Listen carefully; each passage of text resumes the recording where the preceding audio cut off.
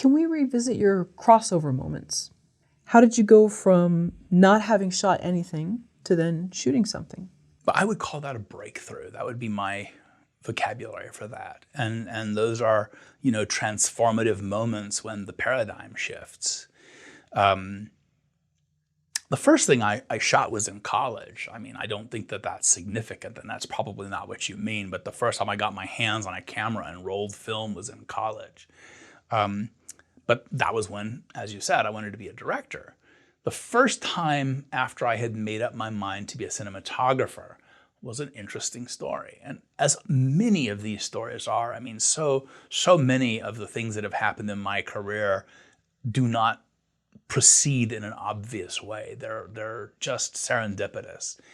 A woman had reached out to me, and I believe her name was Alice Lee in Houston. And never heard of her before. And she reached out to me and she wanted to shoot this short film. And I had never shot anything, and I don't remember who recommended me, but I'm like, yes, I'm all in, let's do it. And the only thing I remember about this film was that she wanted to put candles up in a tree. And I remember thinking, how are you going to do that? And how is it not going to burn down? And I had this buddy named Fujio Watanabe, who's still really one of my closest friends. And he and I had met on, I don't remember where we met, but anyway, we met somewhere. And I knew he wanted to be an AD, so I kind of got him involved. So he and I were gonna do this thing. And then, as often happens with young filmmakers, Alice just kind of evaporated. I don't know where she went. I've never heard from her again. I wish her well. Hope she's happy, doing cool things. But Alice recommended me to a guy who came into town to film a ESPN promo for a bicycle race called the Branders Tour. And this was 1989. And they wanted to shoot this in 35 millimeter film. And she said I was the guy. You bless her. I mean, I had never shot anything. I mean, she shot 16 millimeter black and white in college. I knew the theory. And again, as a visual artist, I knew how to make a frame and make a pretty picture. But that was my first job. It was a paying job shooting 35 millimeter film. And I still have it, I still have that video. It's really still very good. I'm very proud of it to this day. It was finished in, standard definition. But that's how I got my first opportunity. And then I parlayed that into doing some pickups on a movie and shooting some short films for friends on video. I didn't do a whole lot before I kind of got the, bright idea to prank my parents and send myself to Houston. So it was right after that I was in LA and doing the, the student films in between, temporary work. Did you go to an agency, temp agency? Yep. Yeah, I remember the name, Perfect Match. Oh, okay. Yep. They were their own sort of engine. Yeah, yep. I would go to those. This mystery woman that just contacted you, you never knew how she got your information, or?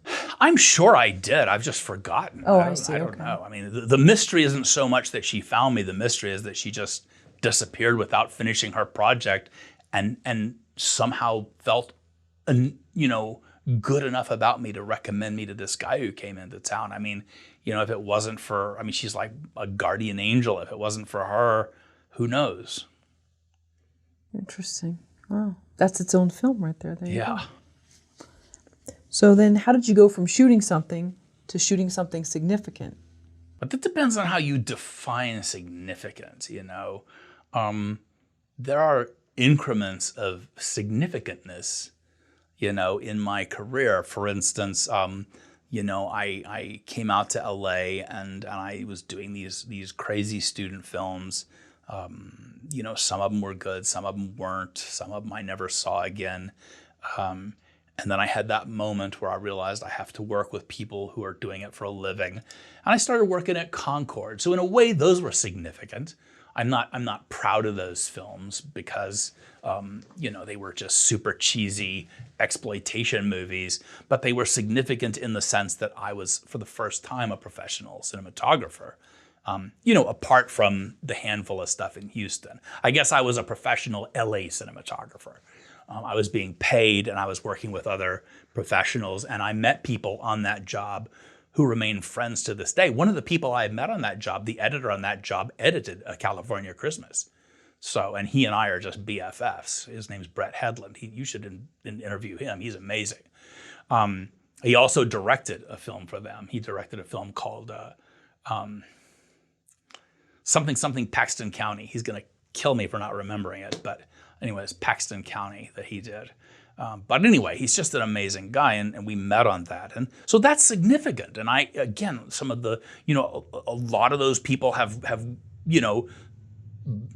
become very significant players. One of the guys at Concord is the EP on Raised by Wolves. Another guy is, directing and producing films in South Africa and Bulgaria. Another guy lives here in Pasadena and produces stuff for Lionsgate. So that's certainly significant. In terms of films I'm proud of, probably the first one, it was the same producer I was working with on those films. He partnered with this director who's a really gifted guy named Rolf Konevsky. And Rolf had this indie movie he wanted to make about these kids who go into a video store and the video is late and they want to charge a late fee, and one of the kids pulls out a prop gun and things get out of hand, and it's this crazy movie, which was a lot of fun to shoot. And we could spend an hour just talking about that movie, because that was something, it took place in this one video store, and we're like, how do we keep that interesting?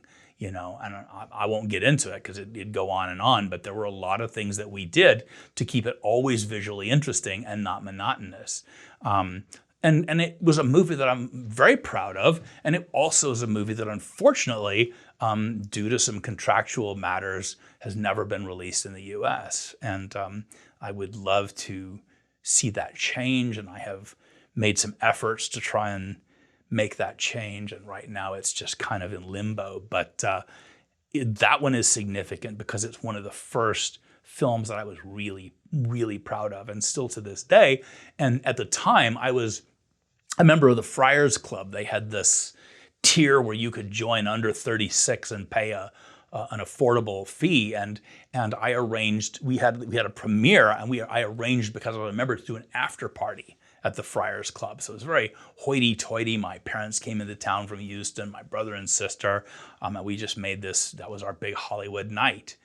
And then one of the significant films that I did that the public saw was a movie called Cook County, which I was super proud of. And it's a very dark film, and some people don't like it, but what I always tell people is they don't like it for the right reason. It's we did our job. I'm not insulted by people not liking it because those people are so awful and the circumstances so grim. I take that as a backhanded compliment. And of course, the music videos I've shot, Britney Spears' Toxic. I like it, but it's not my favorite. But everybody knows that freaking video, and that's significant. So I hate to kind of shotgun that answer, but to limit significant to just one thing would be difficult. Each of those was significant in its own way, either for me personally or in terms of what it did for my career, because, without, the cheesy exploitation stuff at Concord, I may have never done the other stuff. I don't know. And then how did you go from shooting something significant to shooting something utterly groundbreaking?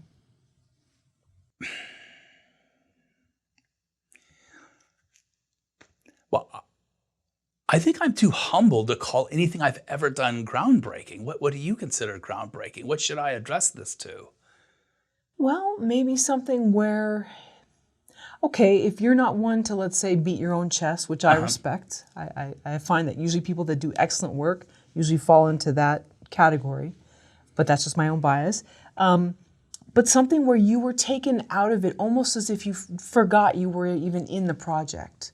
That's where I think you really can know something is special. That's a very fair way to describe it. I've had that feeling a number of times, and I'm gonna take the easy way out and pick A California Christmas because it's the most recent and the most fresh in my mind. But absolutely, there was an ease as we shot that. And how did I get that? Oh my God, I did a social media post, and it was one of those, like it was a scavenger hunt of this to that to this to that to that. And it began with me answering a Craigslist ad in 2011, which are notoriously dodgy. And you'll reply to 1,000 of them just to get one reply, and then chances are you're going to be standing on set saying, "What the hell have I gotten myself into?" But at the time I had gotten a few good jobs. I actually got a union feature working with name actors off of Craigslist at one point. And that was this particular job. And the producer I worked with was a fellow named Noel Vega, and really nice guy. And I hit it off with him, and we stayed in touch. Always good about staying in touch. That's another thing that young people have to know is you can't let relationships go cold, even no matter how much people like you. If you're not, if it's out of sight, out of mind, just like your friends that you drink beer and go hiking with, is like, if you stop calling them, they doesn't mean they don't love you, but they're going to forget. So, we would circle back and have lunch and do calls and emails. And really, it was like six years before, or 5 years, and he never hired me for anything, but that was okay because I still thought he was a cool guy. But in 2016, he rings me up and he says, I'm doing a World War II movie. And I think, oh, that's awesome. I love history, and that sounds big and epic and fun. And I'd like, to suggest you. And I said, please do.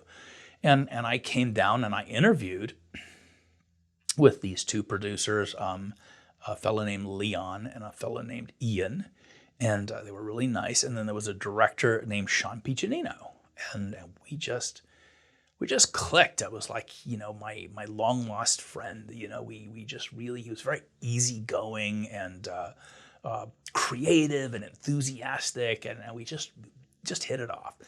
And so we did the movie, and we just had a great time. And one of the things, early on, it was a little tragic because I had a Siamese cat. Me and Kathy had a Siamese cat named Simon, who I just love so much, and he was my little soulmate. And he had cancer, and I had to go to Alameda for a week on this first week, and I wanted to get him surgery, and he was so special that I, through crowdfunding and some loans, I raised like $14,000 to get him this experimental treatment. And I was up in Alameda, and I remember the day that I got the last of the money, and I called Kathy to tell her, and she was crying, and she had just put him to sleep. And it was just the worst. Oh my God, even saying it again is just horrible. And so I was living with that, and I was so upset and worried that I had gotten shingles. And Noel actually sent me home a day early, and they one day they shot without me, and I would have stayed. I mean, I'm just that guy, that I would have stayed, wounded and bleeding. But I think he really felt that. I mean, he wanted me to finish the movie, and he felt that I needed that break. And then he was probably right. But anyway, so we did it, and the rest of the movie was amazing. Had such a good time, shooting these old airplanes, working with visual effects. And I love visual effects so much.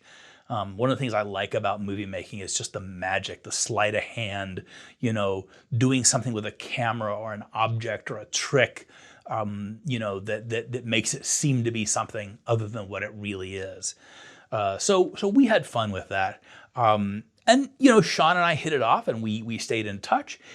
2017, the next year, they decided that they were going to add some of the epilogue to that story where the pilots, it was about the Doolittle raid. And so the pilots go to bomb Tokyo in retaliation for Pearl Harbor.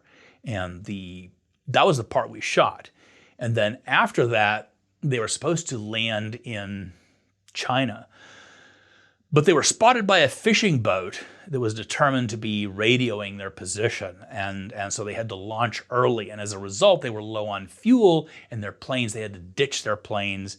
And some of them, landed in enemy territory. Some of them landed in the boondocks. One of them diverted to Russia, where they had been prohibited from landing. So we went to China, and we were there for 3 weeks. It was like, I think, 1 or 2 weeks of prep and a week or two of shooting. I don't remember exactly, but boy, was that fun. Gosh, I love going to other countries and shooting stuff. And, we worked with a lot of the local crew. I had just a fabulous time. I'm a vegetarian, so everybody had a lot of fun with, how hard it was for me to find food. Here, Chinese food, you just always can get vegetarian stuff. And I have an aunt who's Chinese, and she warned me. She said, it's not going to be easy over there. And I'm like, okay, well, we'll see. And she was so right. And thank goodness my gaffer, Eddie Chan, who lives in, up the street in Shadow Hills, he's bilingual. And, him and a couple of other people, if it wasn't for them, I'd go in a restaurant, I'd be like, I have no idea. And honestly, almost every dish had meat in it. So they would have to say, make that, but take out the meat. But anyway, so it was just a super experience. And then the following year, 2019, or am I skipping a year? Anyway, 2019, Sean called me up to do a science fiction TV series called Salvage Marines that we shot in Baton Rouge. And I met even more people that I really like. Jamie Thompson is a producer I worked with on that, who I've worked with since, and he lives in Houston. All this stuff is very circular. But Jamie, like me, is a very Hakuna Matata kind of guy, and we had some drama thrown at us. But between me and Jamie and Sean, we were just such, level-headed, laid-back, generally happy people that we made it work. So I just had all these great experiences. Now, meanwhile, as early as Doolittle's Heroes, the World War II movie, Sean had been scouted by this company called ESX, which is run by a fellow named Ali Afshar, who is another really amazing fellow. And he's also an actor. And it's so funny because you think, the producer acted in the movie. That's kind of a vanity thing, but he's really good. He played Leo. And there's a lot of people who think Manny, like the real Manny and Leo, were the characters who stole that movie. So, he's just terrific. And he's such a nice guy. He's like your buddy. He's one of the guys. He's not one of those people who, when you're sitting with him, you're like, oh God, the executive producer. He's just this wonderful, funny, snarky person. So anyway, Sean started working with these guys, and they had a go-to DP in place that, shot all their other stuff. And they said, oh, Sean, we want to work with our team, which, of course, I'm sad that that's kind of the director I have a relationship with. But at the same time, I have been the beneficiary of that, same loyalty. So I'm like, who am I? Who am I to be too mad about it? So anyway, Sean did like 4 or 5 movies with them that I didn't shoot. And then we come to California Christmas, and that DP had some kind of commitment with his parents and wasn't available. And so Sean's like, you got to use Brad. And again, I knew these people because Brett, the editor and the guy who did Stand at Paxton County, there it is, Brett, Stand at Paxton County. Brett, they're part of the company. And I had already known them through this networking group that I belong to. Like, I'm friends with the composer, Jamie Christopherson. I knew Ali. I had been invited to a lot of their test screenings and given feedback. So I was known to them. And so when Sean pitched me, it wasn't like, who's that? And they signed me up, and I was so happy, that I ended up getting that job. And when I was on the job, I just remember it was so easy because, I mean, we were dealing with COVID protocols. We were one of the first films back to start shooting, under COVID protocols. We had a limited crew. We didn't have a big budget. We had limited equipment. But again, because, of my experience doing things like working at Concord, I could make very parsimonious choices. I had what I needed. Plus, again, the miracle of technology with RGB LEDs. I had Airy Sky panels. I had Titan Astera tubes. I could do any color I wanted. I could do fire flickers. They're small. They're bright. I just couldn't have done it without them. And I had a couple of HMIs. And everybody was just so nice. Josh and Lauren, the lead actors. I mean, if I want to talk about everybody who was nice, I would just go through the whole cast and crew list. And I know we don't have time for that, but it was just this miraculous vibe. And there were times on set where I was like, when this is over, it's never going to happen again. I mean, this is a very special moment, and I felt very good about what we were getting. I knew that we had some pretty pictures. I knew we had some moving performances. Until something is put together, there's always the possibility that, oh, it didn't work out like I thought. But again, we had Brett as the editor, Brett Hedlund, and he is just so good. And I've known him for so many years. I've never seen him cut anything bad ever. Jamie, the composer, did a good job, and Keith Rausch, the colorist. It was just one of those things where the stars aligned and it was magic. And I wish I could take credit for more than just a tiny fraction of that, great recipe. But everybody else did their part. Everybody else brought the magic. And you can't plan things like that. You can hire the right people. You can green light the right script. And that's certainly hedging your bet. Just like when we were talking about success earlier, you can't 100% invoke it, but you can hedge your bet in that direction. And they really did. They made the right choices. They chose a really good team. Daniel Aspromonte, our line producer, did a hell of a lot of work, making the right decisions in terms of the COVID, in terms of, the budget, how to allocate it. I mean, he and I never went round and round about anything. I tried to be reasonable. I said, what numbers do you want to hit on these equipment packages? And I went to my vendors who I had relationships with, and, between me doing some horse trading and them, giving us a little generosity, we just made it all work. And Caitlin Epperly too, who is Daniel's girlfriend. She and Jamie wrote these just friggin' amazing songs. And I hope they get released, because some of them, there's just a snippet of them in the movie. But I've heard the entire songs, and oh my God, they just should be hits. They're so good.